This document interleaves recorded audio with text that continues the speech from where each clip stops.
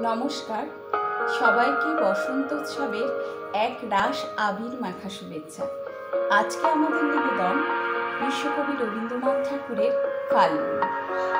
ফাল্গুনে বিকশিত কাঞ্চন ফুল, ডালে ডালে পুঞ্জিত আম্র মুকুল, চঞ্চল মৌমাছি গুঞ্জরি গায়, বেণুবনে মর্মরে দক্ষিণ বায়, স্পন্দিত নদী জল ঝিলিমিলি করে, জ্যোৎস্নার ঝিকিমিকি বালুকার চরে, নৌকা ডাঙায় বাঁধা কান্ডারি জাগে, পূর্ণিমা রাত্রে মত্ততা লাগে।